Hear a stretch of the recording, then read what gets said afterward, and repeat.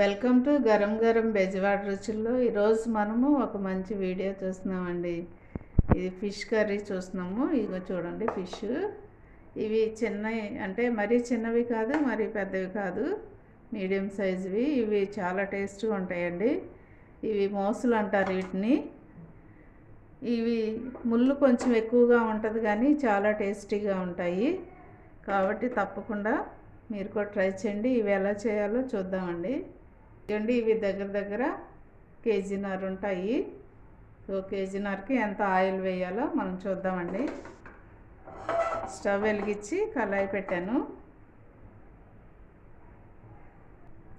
Oil వేడెక్కిందండి. మనం ఇదిగోండి ఒక చిన్న సైజు నేను ఉల్లిపాయలు సన్నగా కట్ చేసుకున్నాను, అవి వేస్తున్నాను. ఇది కొంచెం దోరగా వేగేంత వరకు కూడా ఈ ఆయిల్లో వేయించుకోవాలండి. చూడండి, ఇట్లాగా ఆయిల్లో చక్కగా ఉల్లిపాయలు ఇలా వేగనివ్వాలి.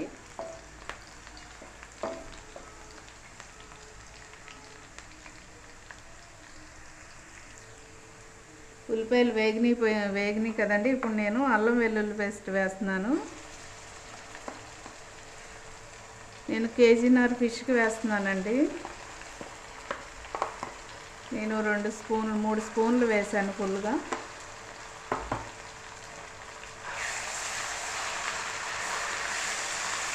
స్టవ్ అయితే మీడియంలో పెట్టుకోండి, లేకపోతే మాడిపోతుంది. ఇదంతా కూడా పచ్చివాసన పోయేంత వరకు కూడా ఈ ఆయిల్లోనే వేగాలండి. చూడండి, 2 టమాటా, 1 ఉల్లిపాయ అండి నేను మిక్సీ పెట్టాను. చూడండి, ఇలాగా మిక్సీ పట్టుకోండి. ఇప్పుడు దీన్ని వేసేస్తున్నా అండి.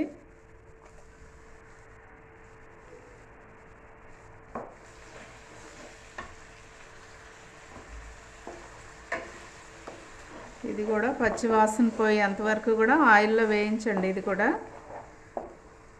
సిమ్లో పెట్టేసేస్తే చక్కగా వేగిపోయిద్దండి, ఉడుకుద్ది ఆయిల్లోనే.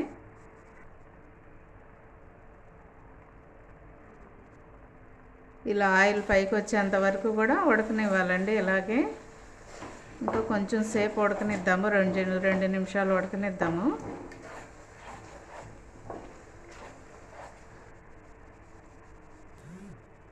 జస్ట్ ఇప్పుడు కొంచెం పసుపు వేస్తున్నానండి.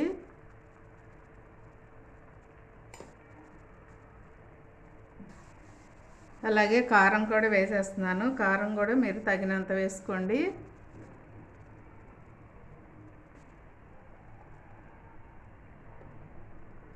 నేను కేజీన్నర ఫిష్కి 3 స్పూన్లు వేసానండి. ఎందుకంటే కొంచెం కారం ఇది ఘాటుగా ఉంది, అందుకని 3 స్పూన్లు వేసాను.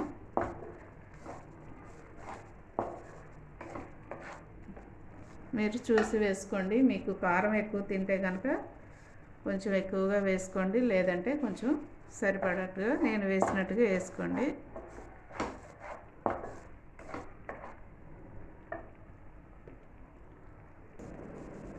ఇదండి కేజీన్నర. నేను చేపలకి చిన్నవి కదండి, అందుకని ఇది వేసాను చింతపండు. ఇది చాలా అంటే కొత్త చింతపండు, అది కూడా బాగా పులుసు కూడా బాగా వస్తుంది.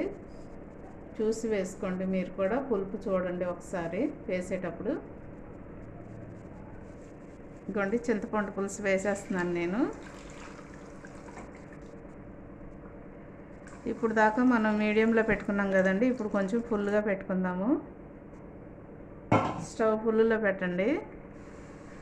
ఒకసారి కలిపిన తర్వాత అండి ఉప్పు చూడండి, ఒకసారి సరిపోయిందో లేదో చూసుకొని అప్పుడు వేసుకోండి.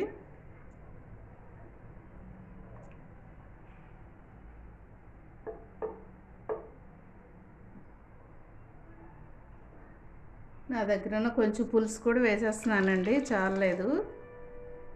అలాగే ఉప్పు కూడా చాలలేదండి, ఉప్పు కూడా వేస్తున్నాను. చూసి వేసుకోండి మీరు కూడా.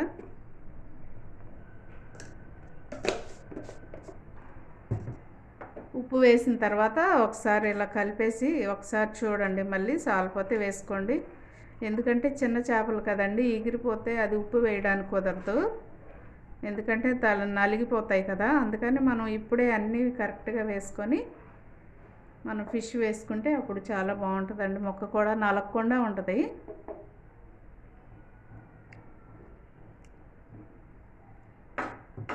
అన్నీ కూడా కరెక్ట్గా సరిపోయాయండి.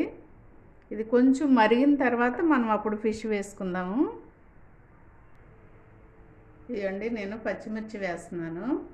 ఇట్లా సన్నగా చీల్చండి. ఇట్లా సన్నగా చీల్చి వేసేయండి. చూడండి, ఇట్లా చీల్స్తే సరిపోతుంది. కాయ అంతా చీల్చక్కర్లేదు.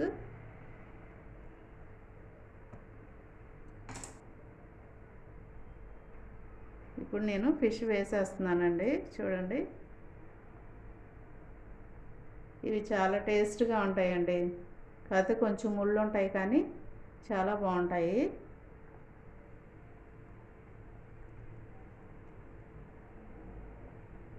ఇవన్నీ కూడా దీనిలో ఇలా వేసేసుకోండి.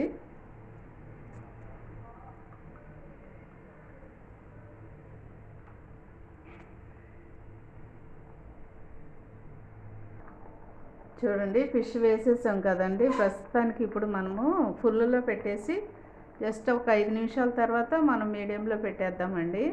ఎందుకంటే కొంచెం పులుసు వేడెక్కి ఉడుకుతూ ఉన్నప్పుడు మనం మీడియంలో పెడితే చక్కగా ఉడికిపోయిద్ది. సో ఇప్పుడు నేను మూత పెట్టేస్తున్నానండి. ఇంకా దీన్ని కదపకుండా ఇలాగే మనం పూర్తిగా అయిపోయేంత వరకు ఇలాగే ఉంచేసేద్దాం. ఒకసారి చూద్దామండి, మధ్యలో ఒకసారి చూస్తూ ఉండండి. మధ్య మధ్యలో కూర మాడుతుందేమోనని చూస్తూ ఉండండి.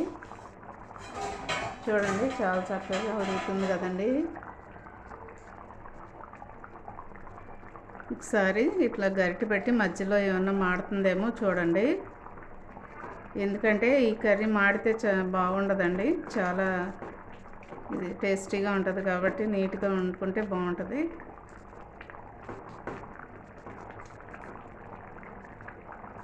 ఇప్పుడు మనం కొంచెం ధనియాలు నేను వేయించుకున్నాను. అలాగే 3 ఇలాచీ కూడా వేస్తున్నానండి. అలాగే చిన్న కొబ్బరి ముక్క కూడా వేస్తున్నాను. ఇవి పొడి మసాలా లాగా పట్టి నేను ఈ కర్రీ మీద జల్లుకుందామండి. ఇప్పుడు మిక్సీ పట్టుకొస్తాను.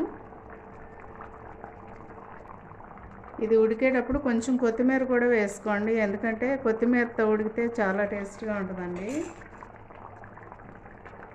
ఇది కొత్తిమీరతో ఒక 10 నిమిషాలు ఉడకాలి. ఉడికితే చాలా బాగుంటుంది. అలాగే మనం ఇప్పుడు వేయించుకున్నాం కదండి, మిక్సీ పట్టాను, అది కూడా మనం వేసేసుకుందాం దీనిలో.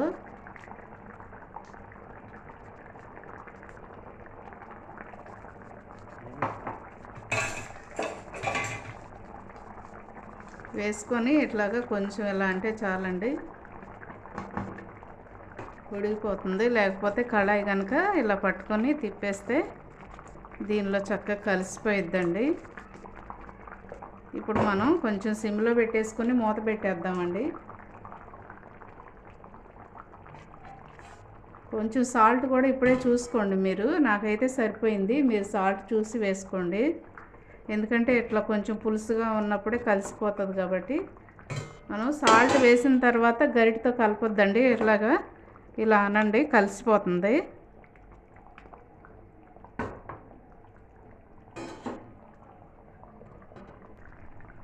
ఇదండి, చూసారా ఎంత ఇలా కలర్ఫుల్గా వచ్చిందో. ఇలా కలర్ఫుల్గా రావాలండి. కూర కనుక ఇలా వస్తే చాలా టేస్టీగా ఉంటుందని మనకు తెలిసిపోతుంది. ఈ కలర్ ఎప్పుడైతే వచ్చిందో కూర కూడా చాలా టేస్ట్గా ఉంటుంది, చాలా బాగుంటుంది. కాబట్టి మీరు కూడా తప్పకుండా ట్రై చేయండి. ఈ కర్రీ చాలా బాగుంటుంది. కాకపోతే కొంచెం ముళ్ళు ఉంటాయని ఇబ్బంది పడాలి, కానీ చాలా టేస్ట్గా ఉంటుంది. ఇగో చూసారా, ఫిష్గానే ఇట్లాగా చేపగానే వండుకుంటే బాగుంటుందండి. చూడండి, చేప కూడా నలగలేదు, చక్కగా ఉడికిందండి. ఇది గ్రేవీ కూడా ఇట్లాగా ఇలా రావాలండి, చిక్కగా. ఇట్లా వస్తే మనం ఆరిపోయే కొందుకు ఇంకో కొంచెం చిక్కబడుతుంది. ఇలాగ రావాలి. ఇలా వస్తే కనుక చాలా బాగుంటుందండి. ఇంత చిక్కపడాలి, మరీ నీళ్ళగా ఉంటే బాగోదండి చేపల కూర. కాబట్టి ఇట్లాగా సరిపడినంతగా పెట్టుకోండి చిక్కగా. అండి, కర్రీ రెడీ అయిపోయింది కండి. కొంచెం కొత్తిమీర వేస్తున్నాను. ఇందాక మనం వేసుకున్నాం కదా, కొంచెం వేస్తున్నానండి. మీరు కూడా తప్పకుండా ట్రై చేయండి. ఇది మోసుల కూర, ఇది మోసులు అంటారు వీటిని. తప్పకుండా ట్రై చేయండి, మీకు దొరుకుతాయి ఎక్కడైనా. ఇవి వర్షాకాలం బాగా వర్షాలు పడినప్పుడు బాగా దొరుకుతాయి ఇవి. అలాగే మా ఛానల్ మర్చిపోవద్దండి, గరం గరం బెజవాడ రుచులు. అలాగే ఇప్పటి వరకు సబ్స్క్రైబ్ చేయని వాళ్ళు ఉంటే తప్పకుండా సబ్స్క్రైబ్ చేయండి, షేర్ చేయండి, లైక్ చేయండి అండి. అలాగే ఈ కర్రీ కూడా మీరు ట్రై చేయండి, తప్పకుండా ట్రై చేసి నాకు కామెంట్స్లో పెట్టండి. అలాగే థ్యాంక్ యూ అండి.